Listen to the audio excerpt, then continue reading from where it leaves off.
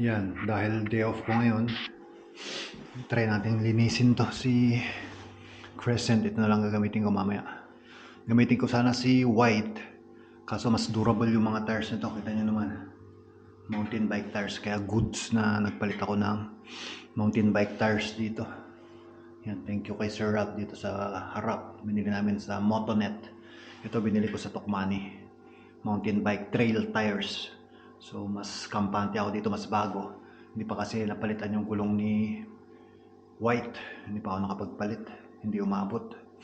Mahirap magpa-appointment sa mga bike shop dito, lalo na pag winter. Kaya by summer ko na lang siguro papalitan yun. Dalhin ko na lang sa XXL. Magpa-appointment ako sa XXL by summer. So for now, ito muna ang gagamitin ko. Mas durable. So yan, linis-linisin natin. Lalo na yung chain, dahil na-expose yan sa elements, sa snow. Laging i-snowan. Kaya yun, nababasa. Kaya yun, linis-linis tayo habang at mamayang gabi, appointment natin ng massage. Kaso hindi ako kung ma-vlog ko pa yun. Madilim ang gabi. Kaya ito muna, iakyat muna natin dun sa taas para malinisan natin. Alright? Let's go. Maintenance. Grasahan natin to para magamit ulit natin ng matagal. Matagal din hindi nalinisan. Punas-punasan naman natin si Crescent. Right. Fly so high, I'm hypnotized.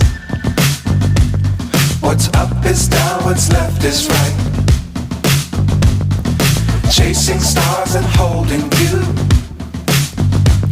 I can't see the end, but we'll see it through.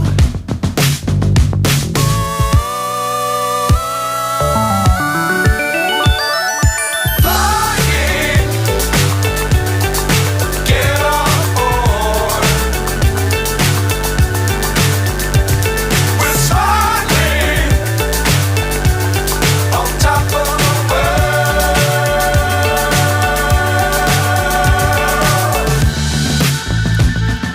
Dangerous times, don't fly too high. Guys, dito na ako sa Fisho Cimarroy. Pasok na ako sa loob. Iwan ka muna, Crescent. Malaking tulong talaga to bike, si Crescent. Mountain bike tires. Alright, massage lang ako, tapos kita-kits tayo later. Pauwi, i-vlog ko na lang pauwi. Yan yung bike lane. Pag ganun tayo. Alright, let's go. So quiet, parang walang tao, guys. So quiet, waiting.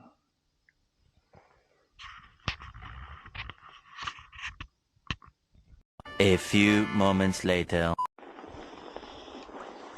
Ayan guys, tapos na tayo dito sa Fisho Simar. Binayad ko na lahat yung pasi ko. Para by next year may bawas na 9. Binawas na. Ayun yung sakyan niya. Hybrid pala. Pangon pala dito. May nabago akong natutunan. Pag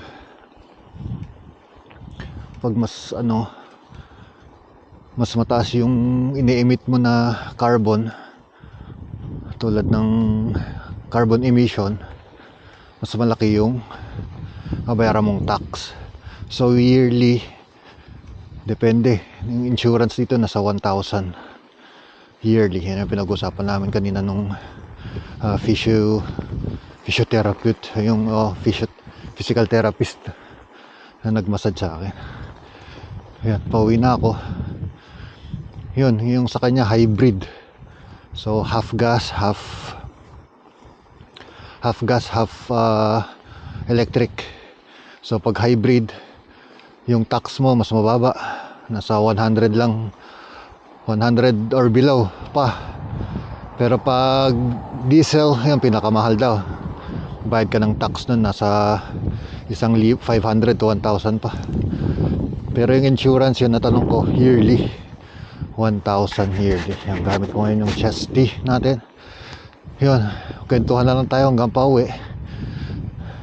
Document lang natin. Yun, tapos na tayo. Gabing-gabi yung appointment natin, guys, madilim. Pero maliwanag naman kasi may mga street lights. Tapos puting-puti yung snow, kaya Hindi na masyado nakakatakot. Mababait ang tao dito. Ano sila? Hindi naman lahat, no, pero parang mas ano dito, mas safe ka. Mas feel mong safe ka. Pero may loko-loko pa rin. Pero madalang. Nasa city siguro, bigger city. Ito ang madulas. Itong nagtipak-tipak na ng mga ano na to. Na snow. Parang bato na yung katigas niya. Anong madulas, guys. Pero early in the morning, lilinisan ulit nila yan, madaling araw. Kaya very good ang ano dito, bike lanes. Yun lang, guys, inubos ko na yung epase ko. Kasi mag-expire na yon by the end of this month, ngayong year, December. So inimbak ko na dun yung 9. Magagamit ko ulit siya by next year. So may balance ako dun na 9. And very good naman na may ganun tayo. Na may ganun. Ba't kaya nagkaganito to? Tipak-tipak yung bato. Oh, ang delikado. Tipak-tipak yung bato. Yan mga kagandahan. Pero syempre iba pa rin yung massage natin sa Pinas.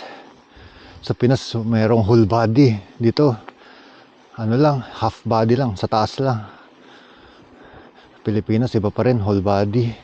Tapos may mga scented pa, yung mga spa, gano'n. May mga scented na aroma therapy, mga ganyan. Doon sa pinupuntahan namin ni Mrs. sa Session Road. Puso ng Baguio yata yun, yung Puso ng Baguio building, nandun sa 3rd floor. Search nyo doon. Sarap pa sana mag-stroll. Ganun pala yung sasabihin ko. Bear with me, guys, kung ganito lang muna makikita nyo sa video natin. Yung mga ganun, short ride lang. Hindi tayo pwedeng ma-expose ng matagal sa lamig. Baka ma-frostbite tayo. Shoutout sa Albert. Nagbike daw dun sa Turku. Pangalawang tulay daw eh. Okay. Pangalawang tulay eh. Nagnam daw yung paa. Mahirap yung pag nagdikit-dikit yung paa mo. Ganyan na siya. Hindi na maghiwalay yun. Mahirap kalaban, frostbite. Ako nga yung kamay ko nag-ano eh. Nag-dry, super dry yung kamay ko. Kasi itong gloves na mga ganito, maninipis.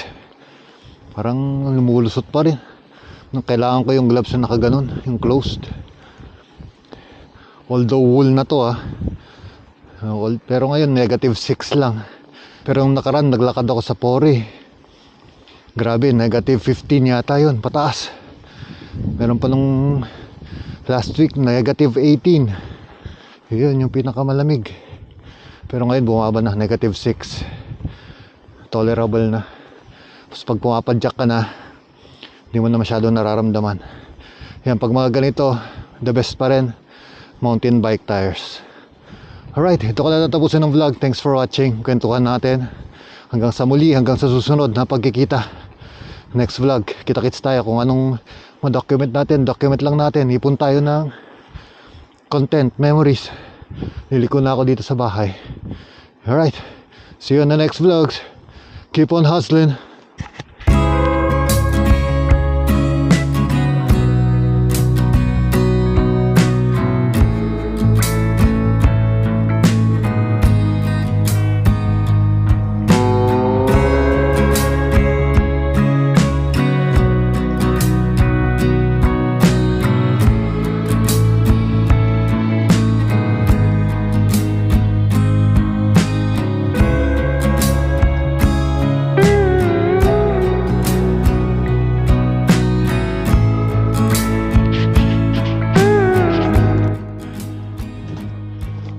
Paparada na natin siya.